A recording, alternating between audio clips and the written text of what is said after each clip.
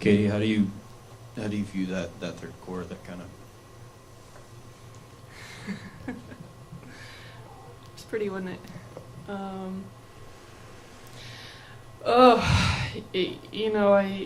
1 for 17.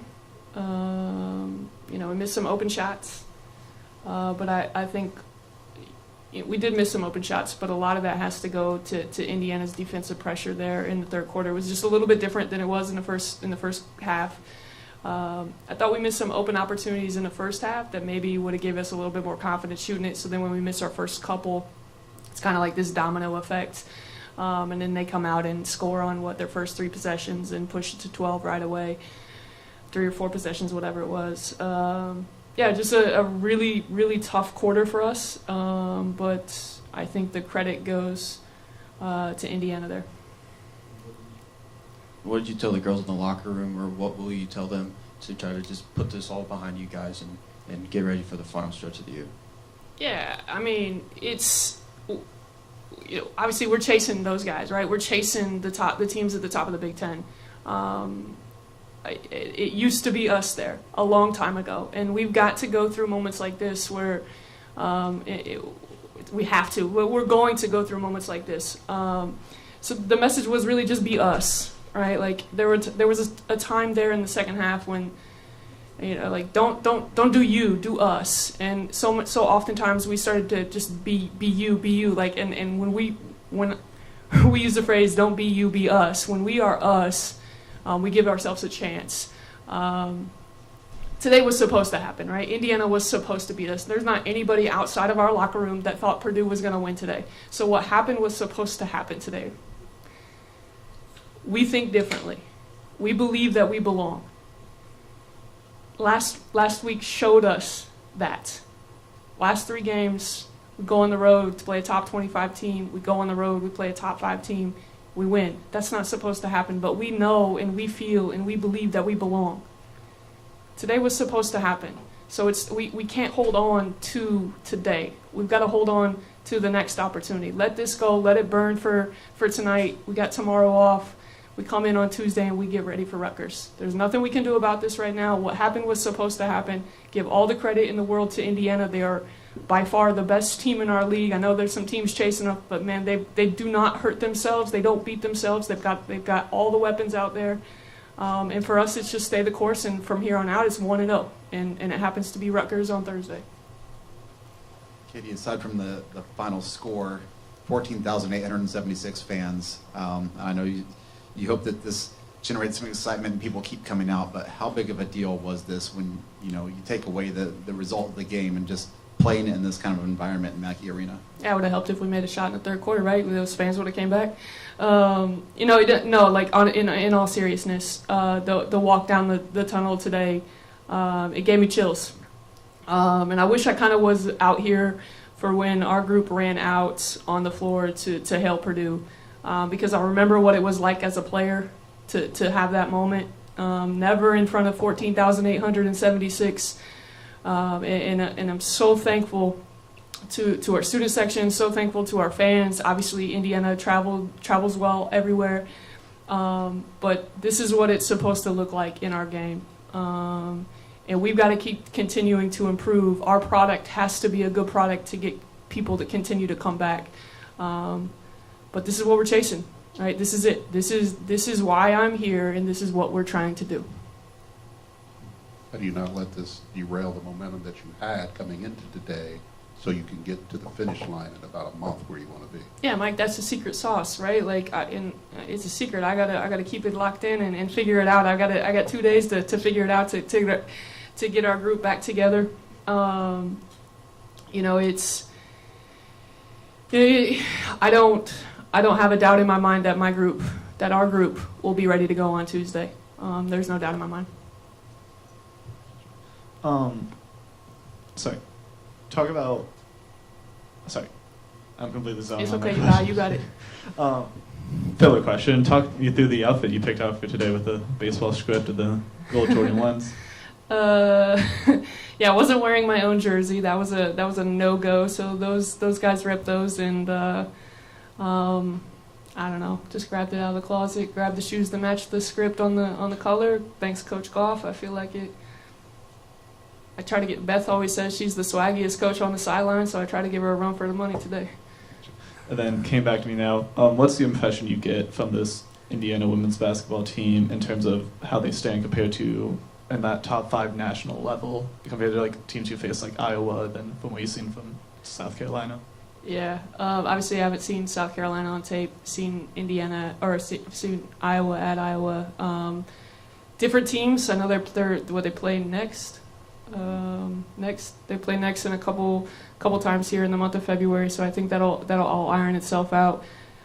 Similar teams got really good dominant posts and some good guard play with people who can flat out score the ball from the perimeter. Probably just going to be one who imposes their will. I can imagine. I don't know when they play, but when do they play? Thursday. Shit, so do we. No, but I'm excited to see those two match up. The best two teams in our league. Indiana's maybe a little bit grittier on the defensive end than Iowa is, but Iowa does have a piece that a lot of people in the country do not have.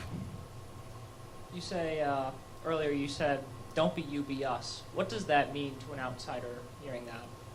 Yeah, just don't try to do it by yourself, right? Do it collectively as a group. Today, I thought when things got a little bit sour for us, a couple times there in the third quarter, body language changed. We didn't execute what we were trying to do defensively because we were trying to make a play, and it's not with malintent, right? It is purposeful. It is our kids trying to win a basketball game. But that's not when we're at our best. We don't have a Grace Berger. We don't have a Mackenzie Holmes. We don't have a Caitlin Clark. So we can't do you. We have to do us. And that's the message there.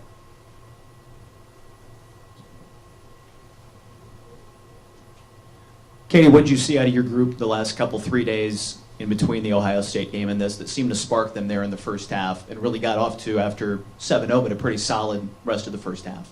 Yeah. I think all week, I think we had the feeling that, hey, we belong. It really wasn't until we started missing shots there where it was like, okay, we start questioning some things, like questioning if we do belong. But I think all week our preparation was great. We locked into what we were trying to do. Obviously, we wanted to sag off of Moore McNeil and make her make outside shots, and she did that in the first half. But at the same time, Mackenzie Holmes had 2 points at halftime, right? She's taking 2 shots. I don't know what Grace had at halftime, but we were doing our job. We held the team to 31 points in the first half, and they averaged, 80 a game? Like, we were doing our job, and then the second half, like, those guys just kind of flipped the switch and turned into a different animal out there. Coach, yesterday the Purdue men went into Assembly Hall and had a little bit of trouble with the atmosphere. You guys were unable to take IU out of the atmosphere in the same way. How come you guys struggled to take IU out of the atmosphere when IU and Bloomington was so successful with the men doing it? You guys were less so, and I was just curious what your thought was on it. Yeah, I think a couple things there. I think Indiana men's basketball is a lot further along than Purdue women's basketball is in terms of competing in the moment. Our group hasn't played in front of 14,876 people before, and I think there's something to be said for that. Indiana has, like, their crowd is great at home. They travel. They always have a good crowd when they're on the road in big games. We went out to Iowa. They had 11,000 plus first half. We looked like deer in the headlights. Last Sunday we go to Ohio State. There's 8,600 fans there, and okay, we've been there. We've done this. Let's stay together. I imagine the next time we have 14,876 fans in here, we'll know how to handle the moment. Katie, back here. Looking at your team from last year, you can see improvement since the day you've been here. Thank you. What do you think about the future and where you're at now and the Big Ten, and because you've raised up above where we were before at Purdue? We've gone up in the standings a little bit. Where do you see this program coming on from here forward? Yeah, first of all, I appreciate that. A lot of that goes to our group just buying into what we're trying to do. this place means so much to me personally, and I think our group has really started to buy into what it means to wear Purdue on your chest. This is just the beginning. Obviously, we have such a long way to go to get back to where we all want Purdue to be. Even you Indiana fans, y'all want Purdue at the top too, right? No, we've got a long way to go. But this is right. This is the right path, right? This is the path we have to take. We've got to struggle in moments like this. It's got to hurt, and our locker room hurts right now. We understand we didn't play well. We didn't give ourselves a chance, but we're on the right path. I believe in what we're trying to do. I believe in our group. I believe in what we have coming in. It's just a matter of time. See, we just got to stay the course. Appreciate you. Go Chiefs.